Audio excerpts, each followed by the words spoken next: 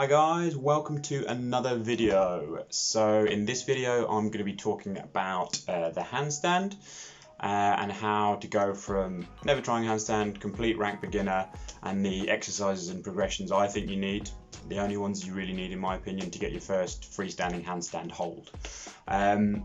Literally no equipment whatsoever required for this one. All you need is a relatively flat surface and a wall with about 1.5 meters or so kind of circumference around you, just so when you're coming out of the handstand you don't break anything.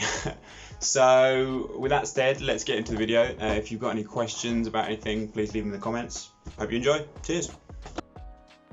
Okay, so we're going to jump into the warm-up. So first things we need to think about are our wrists. So in a handstand we're going to be going into about 90 degrees plus of wrist extension, which is kind of not very normal position or range of motion for most people to have. So I'm just rocking back and forth here, going into a stretch at the front there, rocking back into relaxation and back forward into a stretch, kind of stretching the wrist flexors when I'm going into that wrist extension there. And it will feel stiff at first, but the idea is to kind of gradually open that up as we keep stretching. So it's just a close up here so you can see a bit more detail of what I'm doing. So as you see there, I'm kind of aiming to go beyond 90 degrees. So I've got that extra range of motion in case I kind of need it. If I'm falling forward a bit in my handstand and I need that extra range of motion. So just opening up the wrists here. And then we're just going to get a bit of side to side movement. Again, just having all ranges of motion covered in case we fall out in any direction, or we need to balance towards any particular side a little bit more, or put more weight through one hand when we're trying to balance. So now we're moving on to the shoulders. So we're going to be working on shoulder flexion here. So that's getting your shoulders overhead essentially. So a lot of people are restricted in this range of motion, maybe some tight lats, some tight chest muscles. So just doing some downward dogs here to kind of enable that range of motion and be able to get into that shoulder flexion. So just kind of feeling the stretch, coming into relax, going back into stretch again, trying to get a little bit deeper, coming out of stretch again. So another great exercise for your shoulder mobility and range of motion, some shoulder dislocates. Just got a resistance band here, so holding the resistance band at either end in a straight line, keeping the elbows locked out, and then just rotating back and forth, aiming to keep your shoulders elevated here, so kind of your shoulder blades are up or elevated, because ideally in a handstand we're going to be trying to stay in elevation, so we want to train and warm up specifically for how we're going to be actually using our shoulders in the handstand. So again, just rocking in and out here. Okay, now we're just going to get straight over to the wall and start kind of acclimatizing ourselves to just being upside down. So the aim here is not to be balancing. You're not actively trying to balance in either direction. You're just leaning against the wall, trying to maintain a straight back and shoulder angle from all the way from your wrists up to your hips. If possible, you might arch a little bit, but this is kind of really just conditioning for the shoulders to get used to being upside down. So in this shot here, I'm just giving an example of what your shoulders and your scapula should be doing while you're in the back to wall handstand. So my chest is to the wall in this shot, but it's just so you can see what's happening at my shoulders and my scapula. So you actively want to be pushing up. So when you see me go down, this is not the position you want to be in. You want to be in the shoulder elevated position. So actively pushing through your shoulders and your scapula at all times. Okay, so next thing we're going to cover is kind of the basics of balance. The first way you're going to balance a handstand when you're trying to get some holds off the wall or not using the wall to support yourself. So the way we're going to do this is by putting pressure either through the palms of our hands or our fingertips. So basically, if you feel like you're falling forward, you're going to press hard through your fingertips, and that's going to move you back into balance. So that would be called overbalance if you're kind of falling forward. And if you're underbalancing or your feet are moving to the ground towards your toes, then you're going to push through your palms, and that's going to bring you back into balance from under balance. So it's kind of over exaggerated example I'm showing here, just so you can obviously see in one way I'm pushing hard through my palms, and when my fingers go arched and kind of white, that's when I'm pushing hard through my fingers. So now we've learned how to balance through our fingers, we're going to try and put that into practice a little bit. So again, back to wall handstand, but this time we're going to start to move away from the wall with our legs. So just gradually bringing our legs away from the wall and then trying to put into practice that balance that we've learned. And then we might fall back on the wall, again, push through our fingers, try and balance through our palms, try and hold if we can, and start getting some time in actual holds when we're balancing. Again, you might keep falling back on the wall. This is just about accruing time in that position, using your hands to balance yourself and not using the wall at all.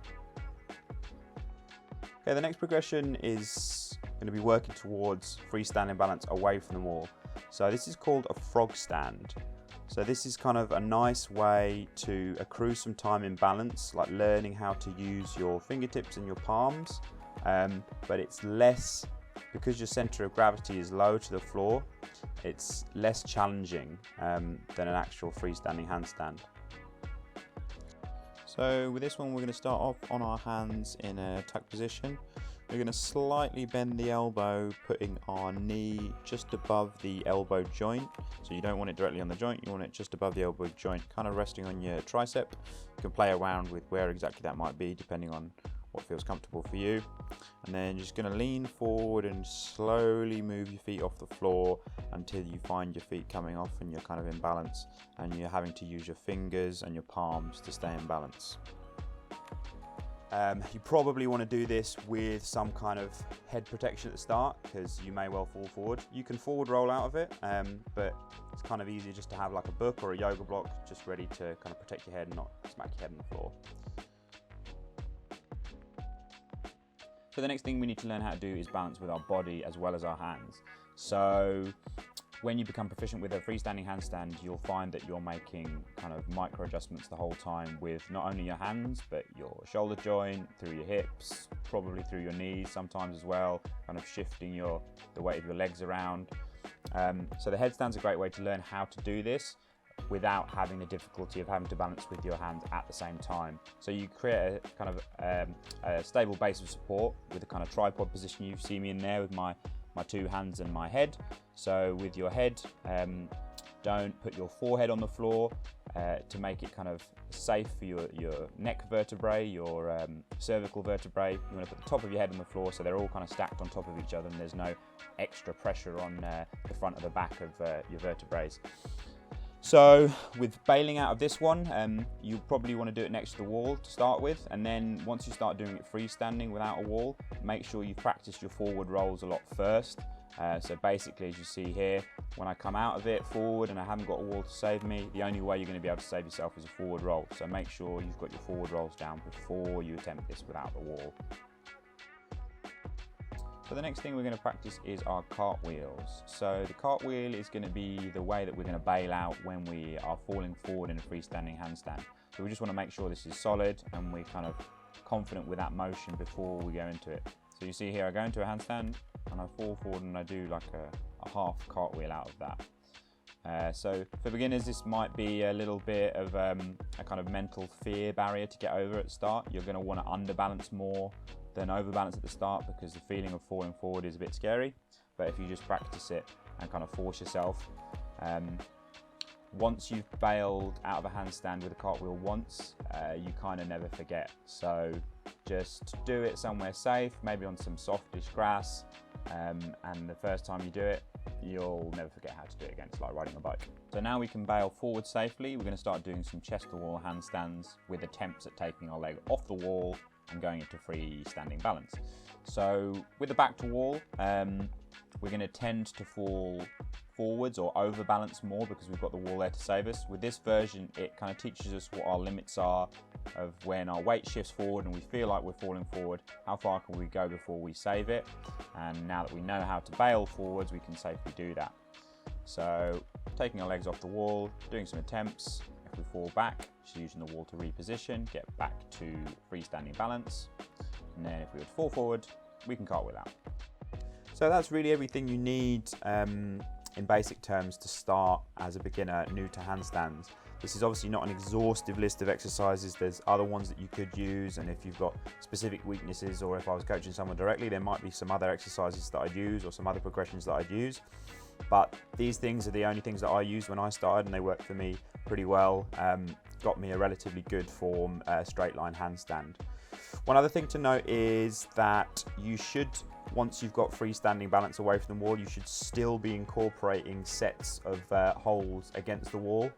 This is just due to the ability to accrue more time in balance. So if you think about it, when you're off the wall and you fall out of balance, you're going to have to kick up again to get back into balance, which you may fail a few times, so you may waste energy kicking up. If you've got the wall and you just fall against the wall, it's much less energy just to push yourself away from the wall with your feet and get back into balance and start accruing more time using your hands and your hips and the other joints in your body to balance. So always include the wall, kind of whatever level you're at really. It's always useful to use the wall. That's kind of everything that I had to say about beginner handstands for this video. If you've got any questions that you would like me to answer, leave them in the comments. Apart from that, I will see you in the next video, and happy training. Cheers guys.